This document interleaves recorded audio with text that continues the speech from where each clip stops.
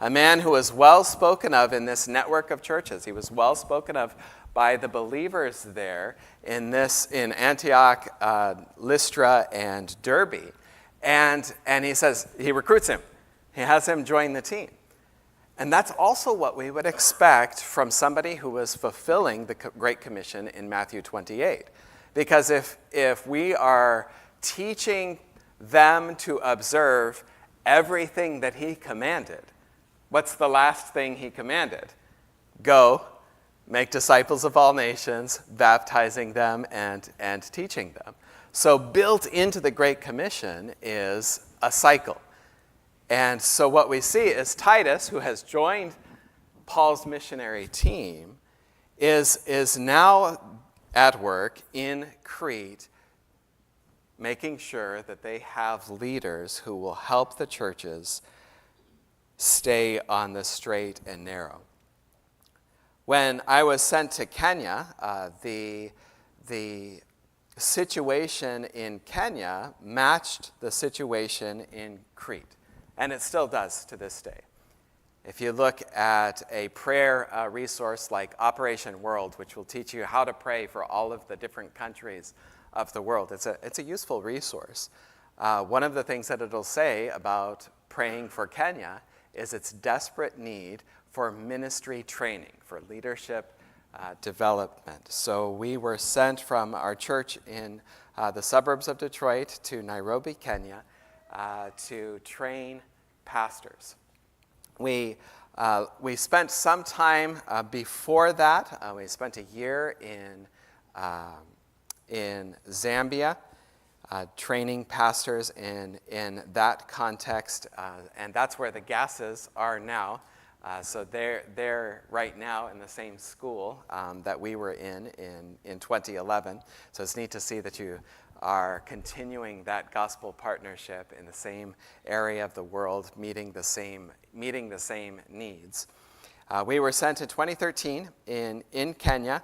I began teaching in a pastor's school in 2014, and continued to teach in a pastor's school through the beginning through the end of last year.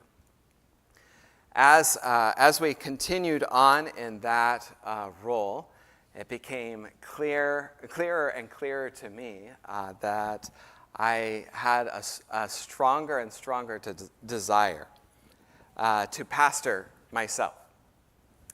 And in 2017, the church that we were working with, the church that hosted our seminary, our pastor's training school, that church called me as one of the pastors, so I got to join the pastoral team. So I was teaching there for about 11 years and a pastor for about 7 years. We had opportunity, Jenny and I had the opportunity to engage in a lot of discipling. It seems like Pastor Evan's ministry here is similar in many ways to what we were doing there. Some preaching, premarital counseling was a significant part of our ministry at the church in Nairobi. And we did quite a bit of counseling, some marital counseling. I also was working to help them organize their adult education. So classes like this, we had divided into smaller units to do a full curriculum. And it's actually a pretty in-depth curriculum where we would teach Genesis to Revelation as far as Bible overview. We would teach systematic theology, biblical theology, and also things like parenting. I know there's a class, I think, on parenting now, teaching on marriage, teaching on finances. So what Christians need to know. We had a class for those things. So in addition to teaching in the school, I was also pastoring. Had the opportunity as I was teaching to really teach every area of theology, which was a privilege. Got to teach in an introductory way. Got to teach Greek. Taught the first year of Hebrew grammar, got to teach in Reformation church history, medieval church history, early church history.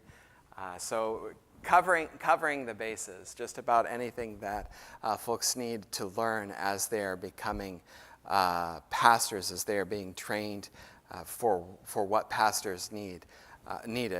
We were teaching in Nairobi. As time went on, the Lord brought about several opportunities that I just want to share briefly. A couple of exciting examples of things that the Lord accomplished while we were in Kenya. In 2017, just as I was beginning to work as a pastor, our church, Emmanuel Baptist Church, started a church planting internship. So we had a few guys the Lord had brought our way who were eager not merely to receive pastoral training, but specifically were eager to plant churches. We had four men, I believe, who were in that class in 2017. And so I, along with several other men, organized a curriculum that we, for 9 months, got these men ready for planting a church. One of the things that I got to be directly involved in was a summer course that led these men from text to sermon. So how to build a sermon from the scriptures, how to preach expositionally, how to go from them and then with the concerns that the biblical authors were seeking to address in the biblical audience through to the modern audience, making sure that Christ is at the center and we are pointing to Him in our preaching. So they went on to plant churches.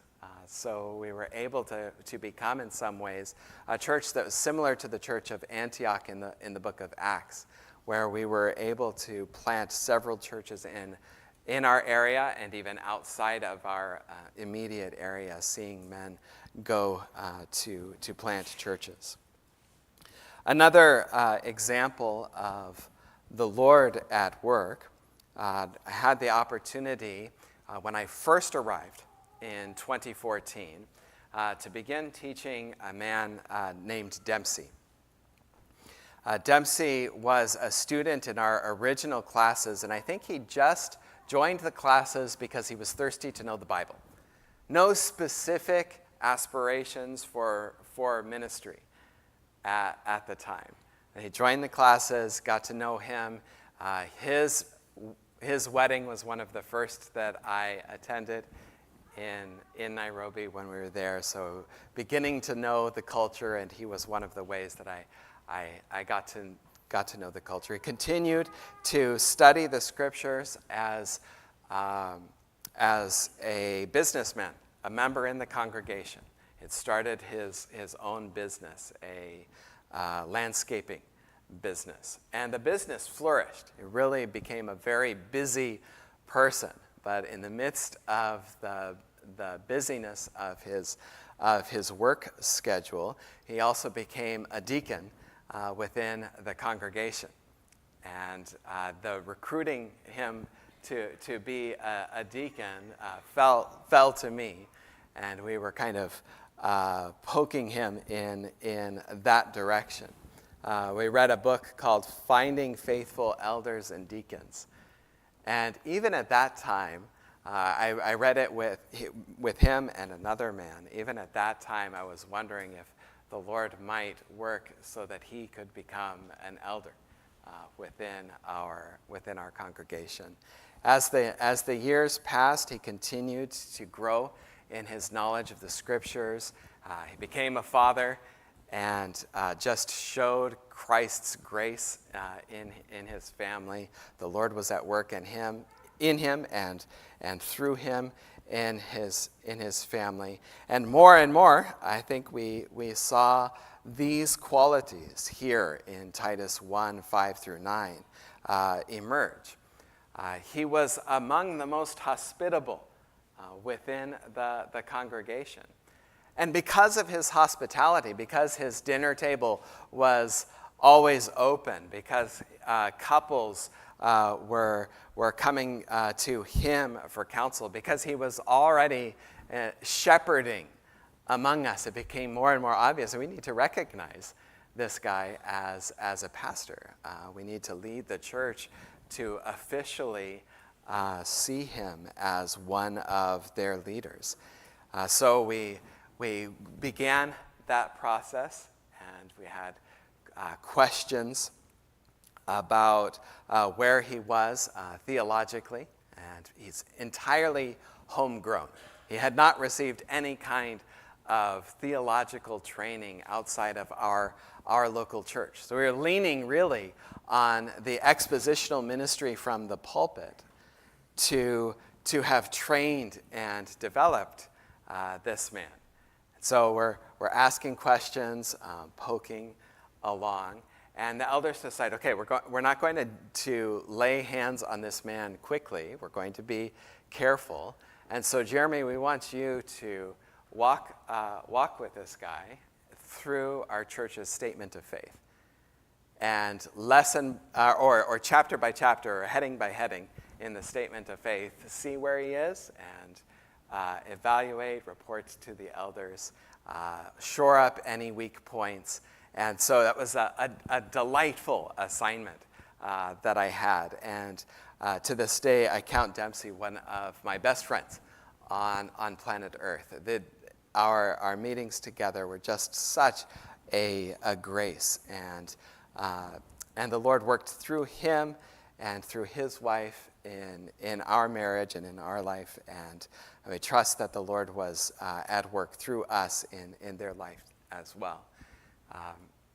As time went on, we were able to recognize him as an elder within our congregation, as a lay pastor. So he continues in his business, continuing the busy life that you all know, with all of the hats that you need to wear, whether that's parent or spouse and church member, as well as now taking on, in addition to his normal work schedule, the responsibility of a pastor. I think from my limited experience, Pastor Stephen is a good example of that, and he reminds me of my good friend Pastor Dempsey in Nairobi. The Lord is at work. He's accomplishing this agenda, and the joy and privilege of partnering with you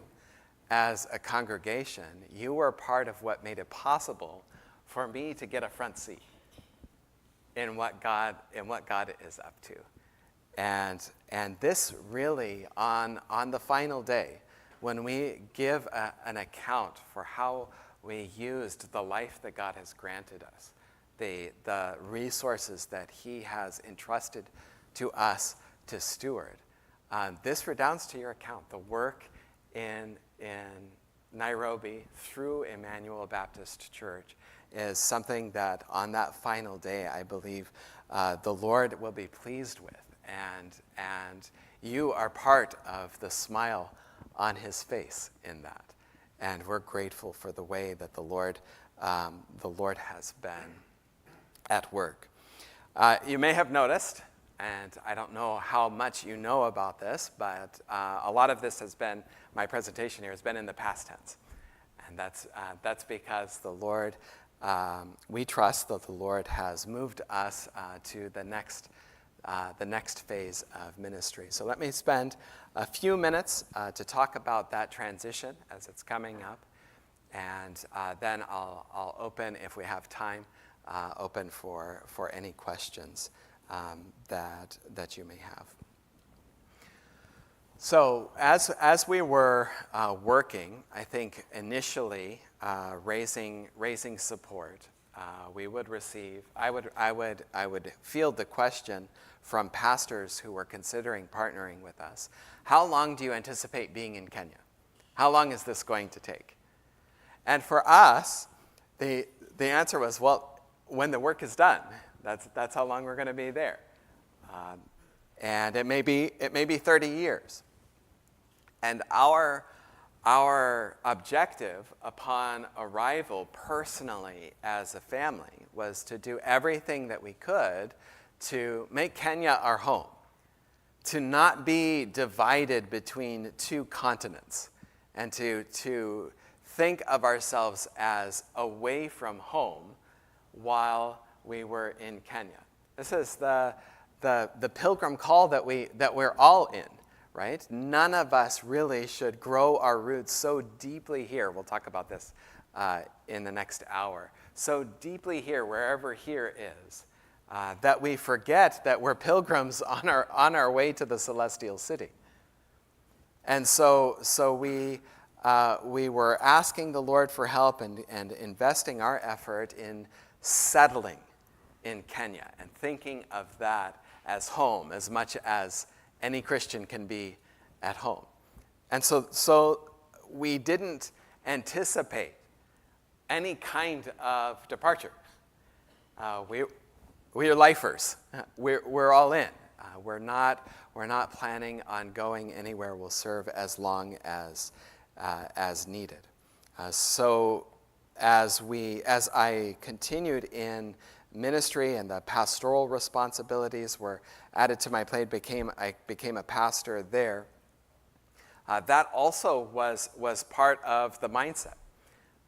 The church generally, the way that they view the office of associate pastor within their church is these are pillars within the congregation who are planning to stay.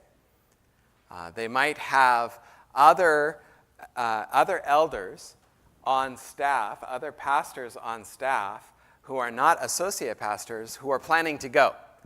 And we did that. We had guys come in and they were pastors with us for a year or two, and then they went to plant other churches. And that was our desire, and that was our plan. But the associate pastors were supposed to stay around for a while. And that was the role that I was in. So really settling.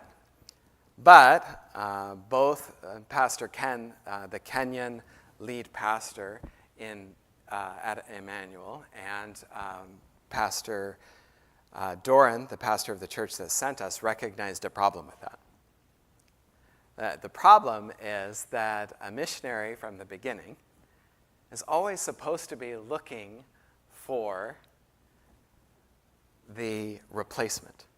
He's always supposed to be working himself out of a job. And that's what we see here in Titus chapter 1. There is a set number of things that Paul is supposed to accomplish, and he moves on, right? And sometimes he moves on, leaving somebody to check off the remainder of the list. Those who are sent out for the sake of the name should always be making themselves dispensable. You're in a career. Many of you are in careers in which you see as one of your objectives, I need to make myself indispensable so that I can keep my job, right? Job security. Well, a missionary has to think in opposite terms. And often CEOs are in similar positions. They need to be able to pass on the business to somebody else at some point. And so we needed to be thinking in those terms. As the Lord would have it, as the years would continue on, there were ways that the Lord was working so that we had replacements ready. One of them was a member of the church, a godly and gifted guy. We were thinking about sending him as a church planter several years ago. His name is Kajuma. Grateful for his faithfulness to the Lord, his just exemplary character, godly guy. We were just on the edge of voting as elders to set him before the congregation as a church planter, when an opportunity came up for him to be the lead pastor of a church in Mauritius.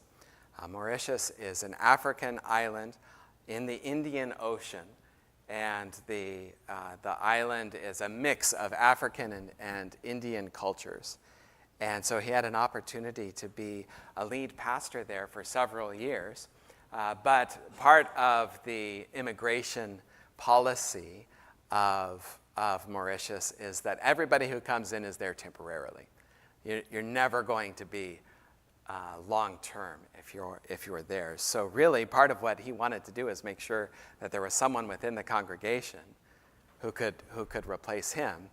As he continued to work, it became clear it was time for him to come back, and he wanted to serve on the staff at Emmanuel Baptist Church. He requested that, and we were very inclined to give him that.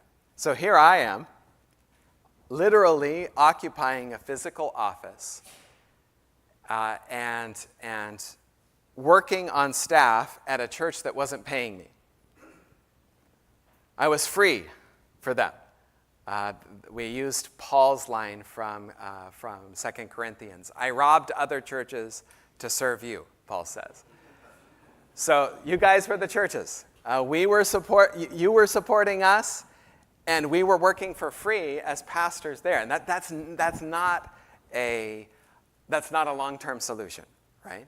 They need to be paying their pastors. So toward the end of the fiscal year, last year, as elders, we presented a budget to the church that tightened the belt in some uncomfortable ways, but allowed us to hire Kajuma as an associate pastor.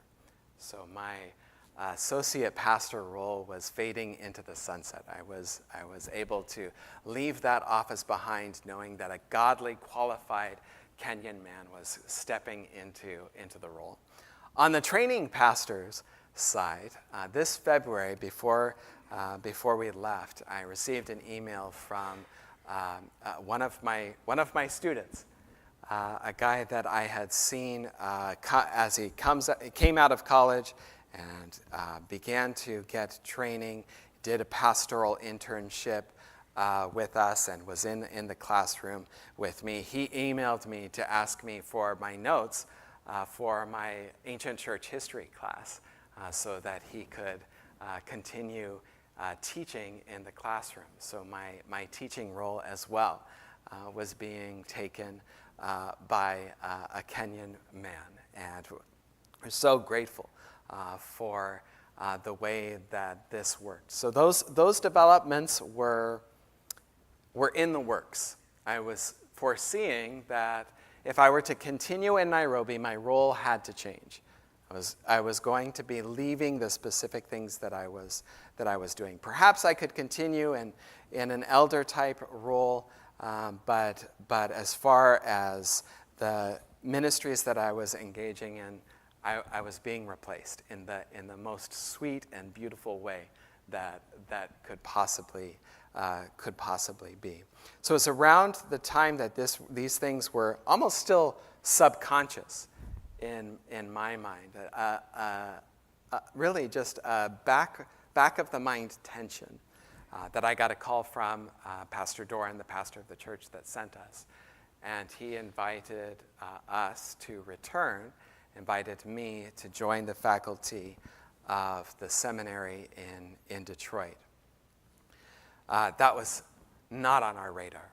I would not have dared to dream of that privilege of being able to join that faculty. And I think it's something that as a seminary student, would cross many of my fellow students' mind just as a daydream. Like, I wonder if I could do what that guy's doing.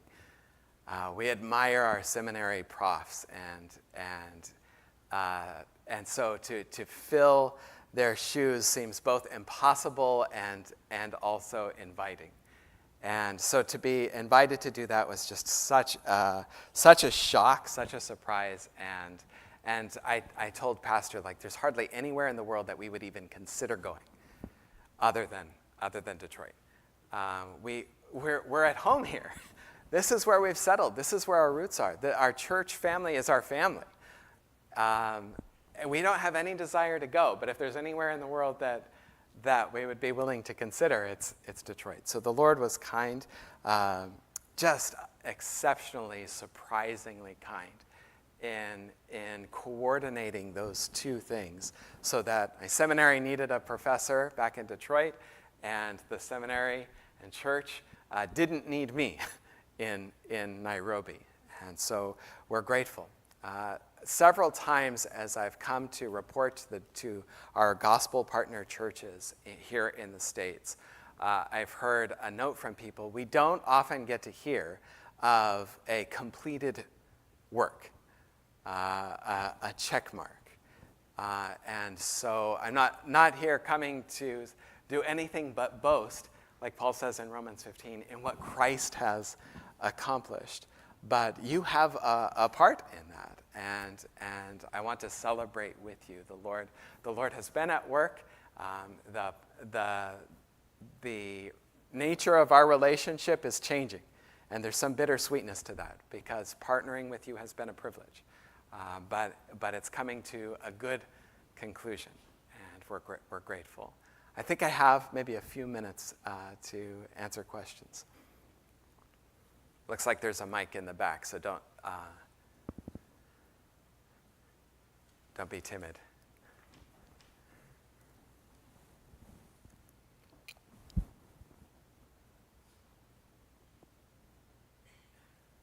Yes.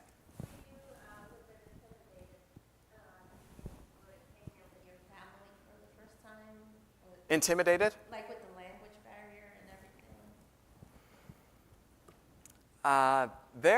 I think the Lord was at work to prepare us for the intimidation level.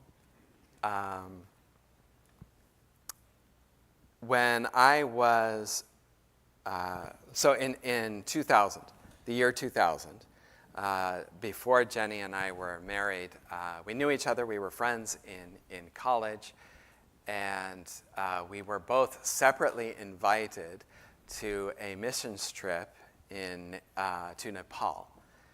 So we spent a summer in Nepal, and even at the time in 2000, if you compared the level of development between those two countries, Kenya and Nepal, Kenya would be significantly ahead in terms of development. And that actually, they invested some in tech in the mid-2000s, and I think that gap intensified, such that when we landed in 2013, it was a very different country from what we expected. And it developed. It was not only developed, but it was developed in a Western direction, as a British colony, as a country with a relatively good relationship with the United States. There was a lot of Western influence. Nairobi itself is a hub for United Nations, and many Western countries have their embassies there. So because we had some experience with a very, very different scenario, we were coming to Kenya, and it was only very different. And so we were prepared, I think, by the Lord. We also had a godly mentor who worked in Tanzania, who I think helped us with processing cross-cultural differences. So there was culture shock for sure, but we were prepared to meet it head on. So it's difficult, but we feel like the Lord was with us through that, and it's not a rosy adventure. It sometimes is hard and messy, but that's why the Lord says, I have all authority in heaven and on earth, so go make disciples. And then he says, I am with you always, right? So we have Christ's authority and his presence. And so, yes, it's hard, but God is with us. Yeah. Yes, Pastor Stephen.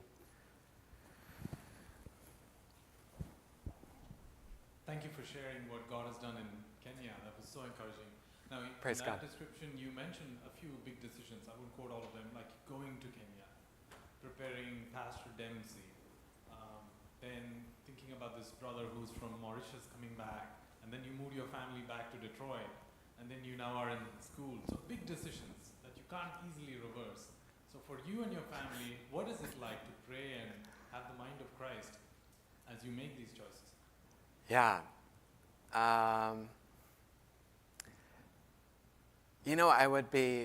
It's a good question. I'd be interested to hear. Our kids are 19, 16, and 14, all boys. And I'd love to hear what their perspective is on Dad's decision-making process. I want to know how much they're seeing of like the internal side of this. But in many ways, it's organic.